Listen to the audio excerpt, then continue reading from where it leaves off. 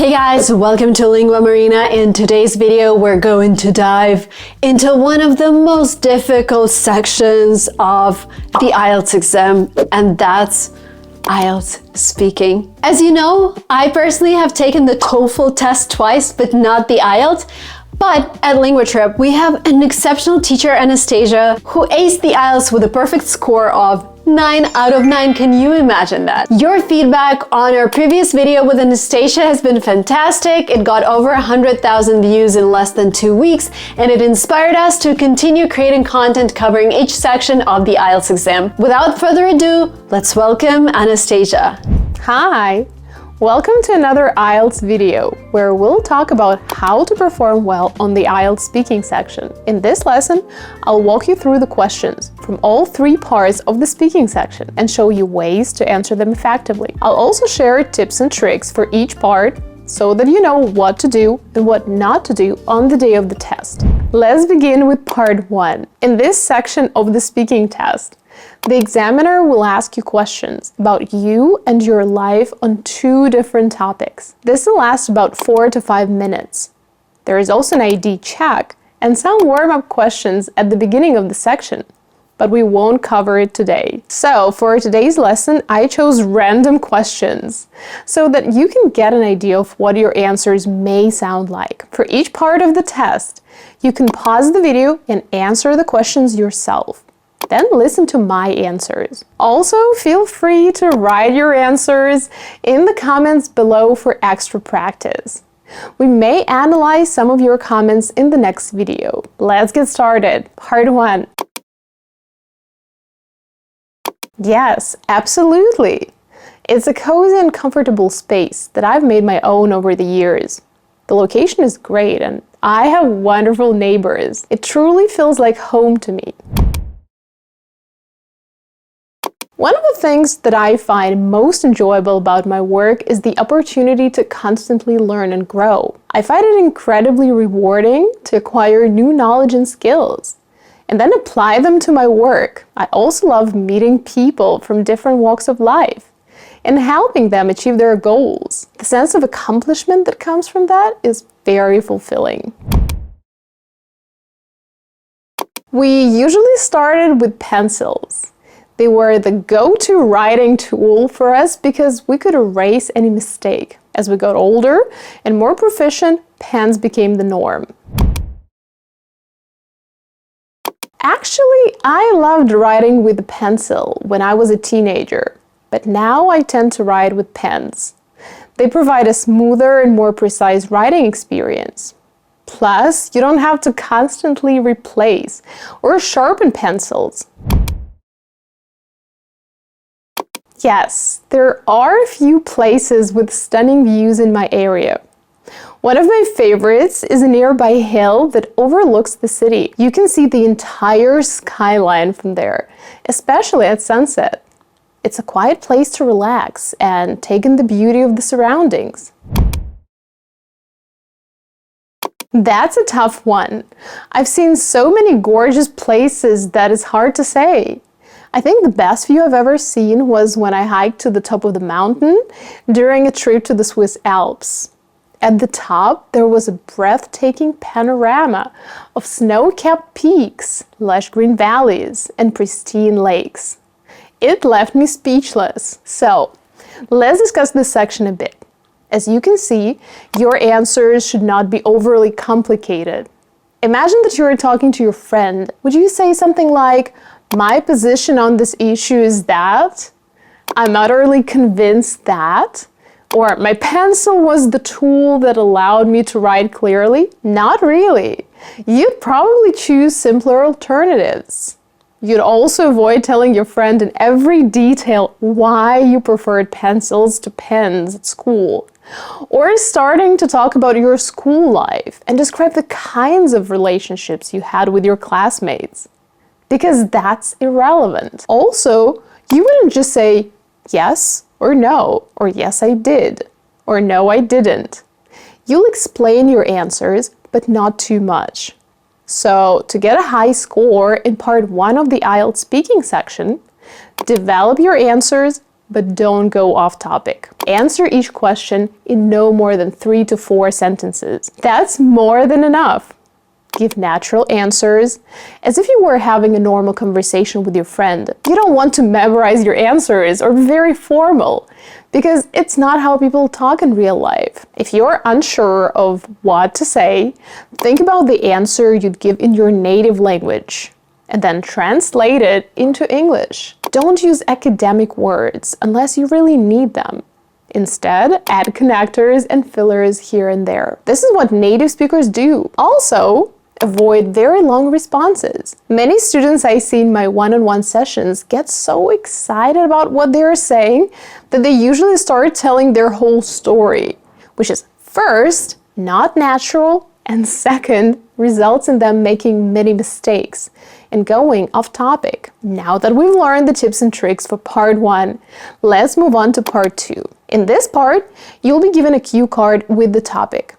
You'll have about 2 minutes to talk about the topic you've been given and 1 minute to prepare. The important thing to remember is that you shouldn't rigidly follow all the bullet points on the cue card. You may if you want, but it's not a requirement to get a high score. If you don't know what to say on any of the bullet points, simply skip it. Otherwise, you might hesitate because you worry too much or sound unnatural, which will decrease your score. This is what a typical cue card will look like. Let's give it a try. Well, there was one time when I ended up in an incredibly crowded place. It was a few years ago when I was visiting Tokyo with a group of friends. And during the trip, we decided to explore the famous Shibuya crossing, which is known for its insane crowds. It's located in the bustling heart of Tokyo, right in front of Shibuya Station. And it's one of the busiest pedestrian crossings on the planet. And let me tell you, it lives up to its reputation. It was a warm summer evening when we decided to visit Shibuya Crossing.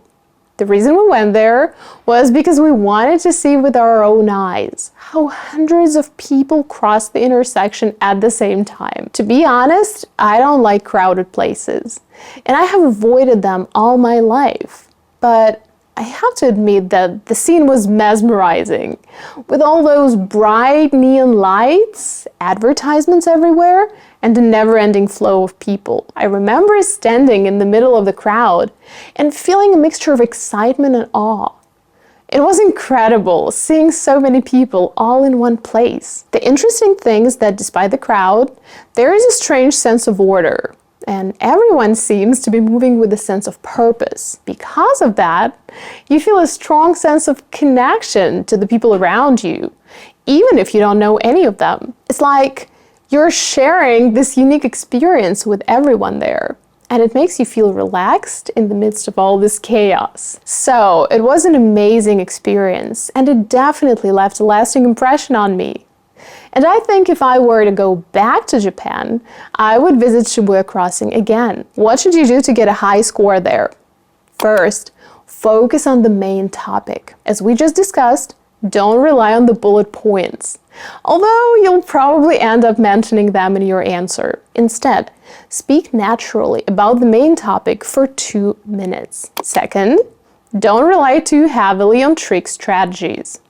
These days, you'll see a lot of advice on the internet where people share strategies that will help you get a band 9. For example, they'll tell you to always compare the present and the past in your answers. While this is helpful when you're learning to expand your ideas, there may be prompts where this particular strategy won't work. Does that mean that you shouldn't use any strategies at all?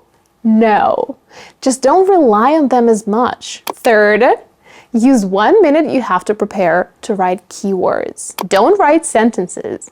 Use collocations instead. Finally, avoid using too much idiomatic vocabulary. Most students think that if they stuff their answer with as many idioms and phrasal verbs as possible, they'll get a high score. I'm sorry to disappoint you, but the opposite is true. If you use these words unnaturally or make mistakes with them, for example, if you say once in the blue moon instead of once in a blue moon, you'll lose points. Remember, an answer like this will result in a very low score. After the 2-minute monologue in part 2 of the speaking section, the examiner will ask you more questions based on the topic you discussed in part 2. These questions are usually more complex and abstract. This is the part of the speaking test where the examiner can really test your language skills. The difficulty of the questions will increase with each question to check how far you can go and assess your knowledge of grammar and vocabulary. Let's look at a few questions. Well, I guess cities have become hotspots because they have great job opportunities, which attracts individuals from rural areas who are looking for a better way of life. For example, I know a girl who grew up in a small rural town with limited employment options. And after graduating, she decided to move to New York because she wanted to find a well-paying job that obviously wasn't available in her hometown. So she came to New York, and within a few years, she landed a lucrative position at a big-name tech company, which is something she definitely wouldn't have been able to do in her hometown. Plus, cities often have better healthcare and entertainment options, and a more vibrant lifestyle in general. Like, you get access to all kinds of things that you could only dream of living in the countryside. You can make appointments with highly qualified doctors when you get sick. You're exposed to constant entertainment, such as theaters, museums, and restaurants. Not to mention that cities tend to offer a wider range of educational institutions, like top universities and specialized schools. And this educational diversity is a magnet for families who want a quality education for their children. But I don't think that this urbanization trend will last very long, because more and more people are now choosing to work from home and leave the megacities. In fact, my neighbor used to work in an office, but after the pandemic, she decided to quit and work from home. And now she enjoys not having to commute every day. So in a few years, the situation may be quite different. No, I don't think so. It's possible that cities will have problems with overcrowding in the future, but that doesn't necessarily mean that they won't have green spaces. Frankly, I think governments and urban planners are becoming more aware of how important parks and gardens are for a better quality of life. Take Singapore, for example. They've successfully introduced greenery into their urban landscape, even though they have a dense population. For me, when I think of Singapore, I immediately think of Gardens by the Bay, which is kind of a symbol of their commitment to sustainability and urban greenery. So I think in the future, they'll be implementing strategies like building parks, community gardens, and rooftop gardens to offset urban density. In my city, for example, they recently built a beautiful park downtown so that everyone can enjoy nature and relax after a long day of work. There are walking paths, playgrounds, and open green spaces that help you relax from the hustle and bustle of the city life. And you never see crowds, even though there are many visitors. How could we deal with overcrowding in cities? Actually, I can think of a few things straight away. First, more people could work from home, so they don't have to drive every day.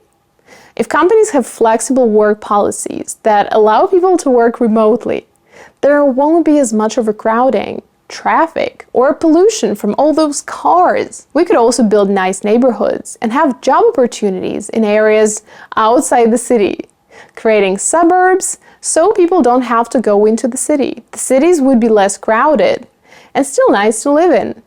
Today, for example, many people are leaving cities for quieter, more spacious suburban or rural areas that still give them access to urban amenities, but are quieter and less hectic. This is because they no longer have to work in an office. And speaking of the green spaces we've just talked about, it's possible to increase the number of parks and gardens within a city to give residents places to relax and enjoy nature. This will reduce the feeling of overcrowding. Some key things to remember about part 3. 1.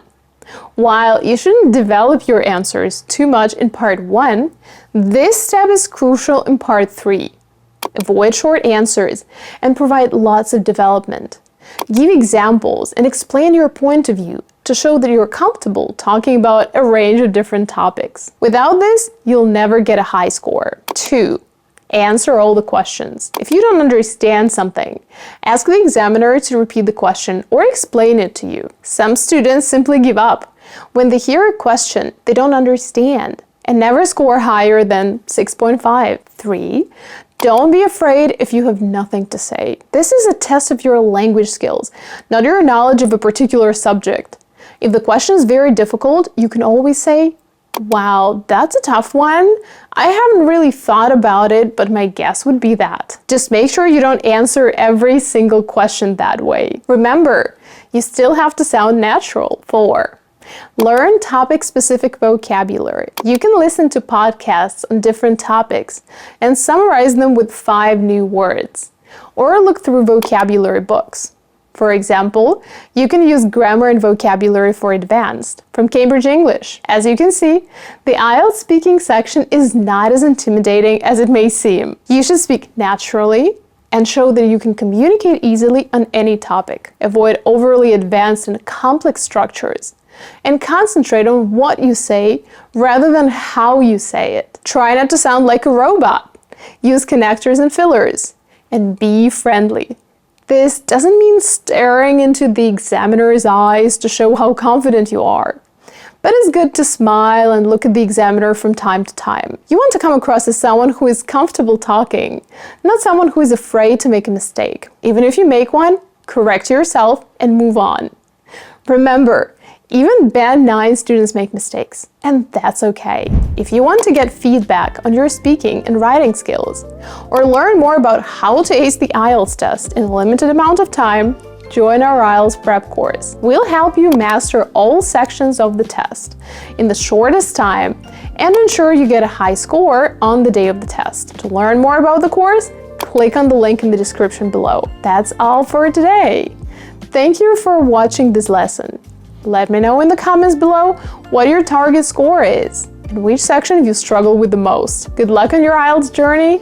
You can do it. That was it for today. Wow, so much useful vocabulary in this video. I hope you took notes and got a lot out of it. Thanks so much to Anastasia for the IELTS speaking insights. Guys, drop a comment below and let us know when your test is and what score you're aiming for. If you're targeting a score of 6.5 or higher, I highly recommend checking out Anastasia's fantastic course on LinguaTrip. As you see for yourself, she's an incredible teacher and she's also an accredited teacher. And guess what? You're in for a special discount as you're watching this video. Find the link down below.